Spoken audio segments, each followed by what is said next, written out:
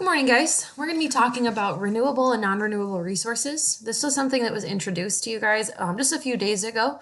So I want to talk about what it is and just kind of discuss the different parts of it to make sure that everybody understands what renewable resources are, what non-renewable resources are, and what's the difference between both of them.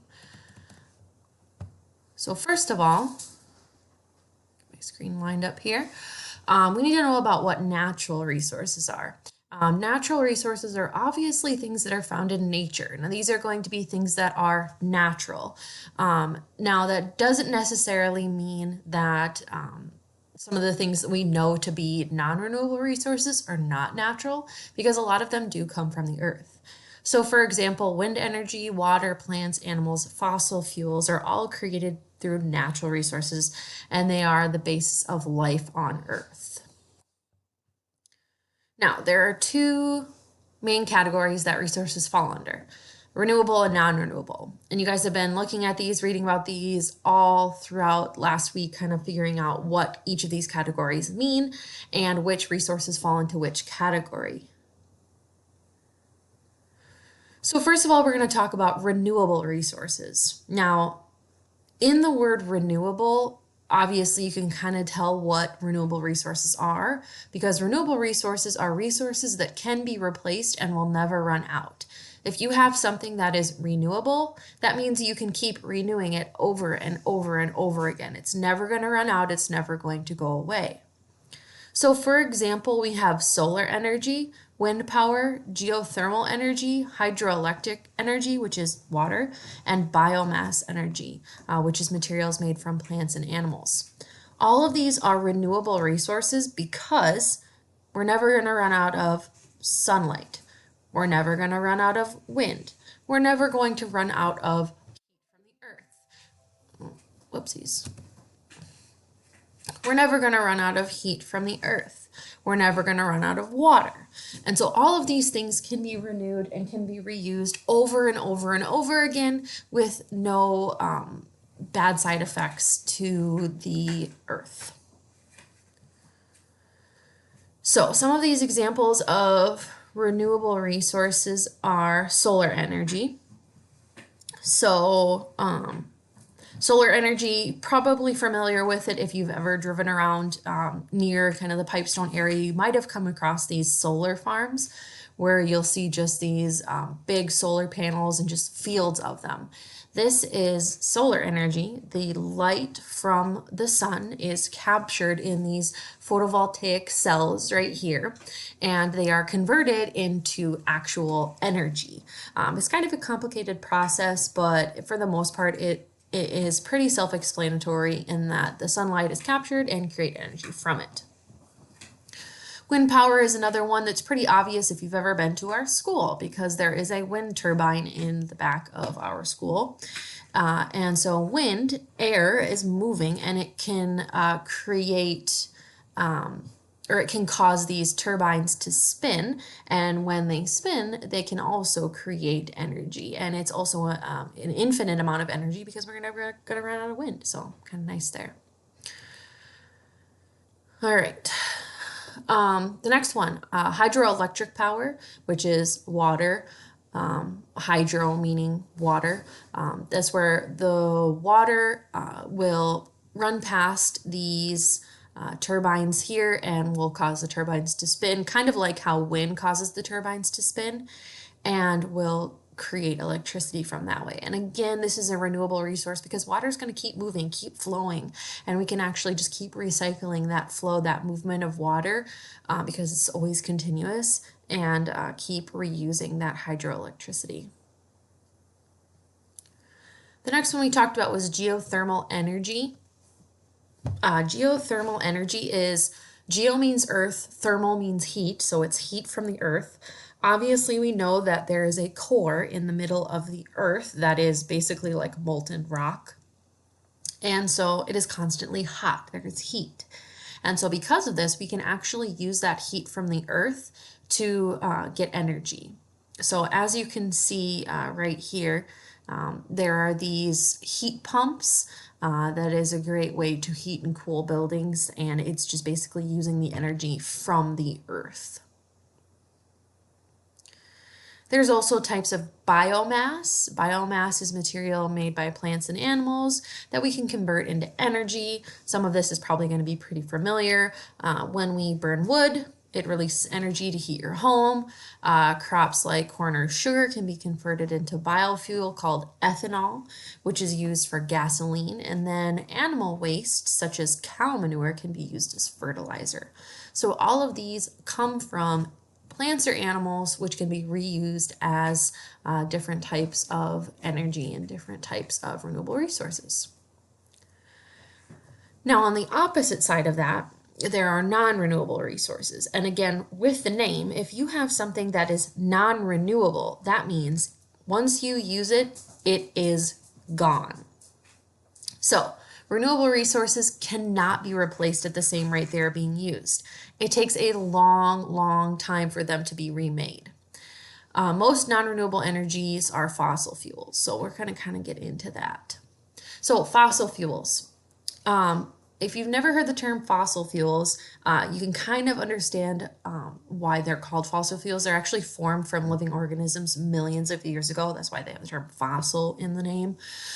So these are actually things that are, mined or dug up from a really, really long time ago, and they can actually be burned to create energy. So these are actually resources that are used more often than renewable resources because they are a little bit cheaper and a little easier to just burn. So coal is one of them. Probably heard of that before. It is a black or brownish rock. We burn it to create energy. You've probably also heard of oil. Oil is a liquid type of fossil fuel, and you have to actually mine it deep underground. You've probably seen these there. I think they're called like grasshopper something, and they kind of like tip back and forth and dig for oil. And then we also have natural gas, which gives us basic energy sometimes in our homes.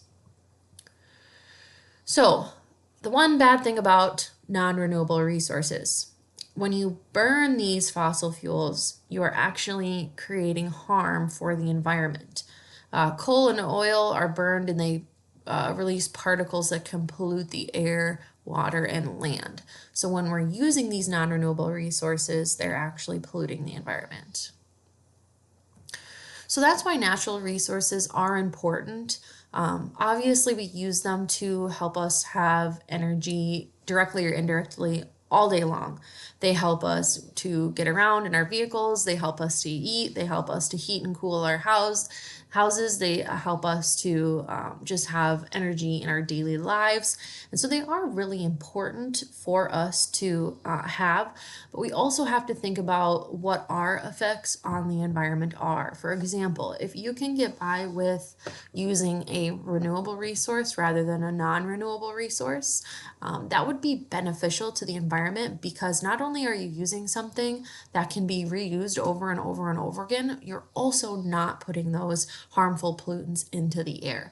So keep that in mind. Right now it's kind of difficult because you're not really using the resources as much as maybe your parents are, but still encouraging them to use those non-renewable resources or use less fossil fuels is also a good thing to go by. All right, now that we're done here, I'm going to link in the Google assignment for you to go to Gizmo. And you guys are going to be doing a gizmo called energy conversions. So when you go there, make sure to sign in, and then you're going to click on where it says energy conversions. So here, you guys are going to be looking at a screen that looks like this. And the first one you're going to be on is information mode. So in information mode, you can click on anything. It's highlighted in red. So not everything highlights in red, but most things do. And so when they highlight in red, you can click on them and they'll give you a little bit more information. So for example, if I click on the dam here, it will give me information about what happens here. So water turns the turbine blades, which are connected to a generator. Inside the generator, a loop of wire spins in a magnetic field, producing electrical current. And you can kind of see the picture here of what it looks like inside of that turbine, which is really cool. You might not have known what happens inside of a dam with hydroelectricity, and that way you can see. So once you've kind of clicked on everything that's highlighted in red and learned a little bit more about it, what you're going to do then is go into path mode. When you go into path mode, what you're going to do is you're going to click on something to start your path. So for example, most often you're really going to start with the sun. So start off with the sun. The sun, in the sun's core, hydrogen is changed into helium by a nuclear reaction. This produces heat and light. So basically, sun makes light and heat. Now the sun now transfers that energy to, let's say, a solar panel. So sun goes to solar panel. Inside the solar cell, sunlight releases electrons from crystals of silicon. The electrons flow through wires as electrical current. So capture sunlight, make electricity. Now that electricity might power your home. And so the electricity flows through to the stereo. The speakers, they have the electrical current, causes a cone of paper and plastic and metal to vibrate rapidly, producing sound. So in that way, we've created this path of energy that shows where the energy came from and where it ended. And then what you do is you just reset everything and you find a new path. So what you guys are going to do is you're going to find all the different paths that you can, creating as many as possible. There are quite a few, so make sure to try to get as many as you can. And then when you're finished, there are some questions down here. And what I would like you guys to do is I am going to attach a Google Docs to this assignment. And you guys are just going to go in and answer these questions in your Google Docs. Now, if that is too tricky, you can also write them down and type them into an email. You can write them on a piece of paper, take a picture and email it to me. I mean, it doesn't really matter. I'm going to include the doc and you guys can just type your answers in there. But once you have the answers for these, you can go and just type away in the Google Docs and be able to answer them there.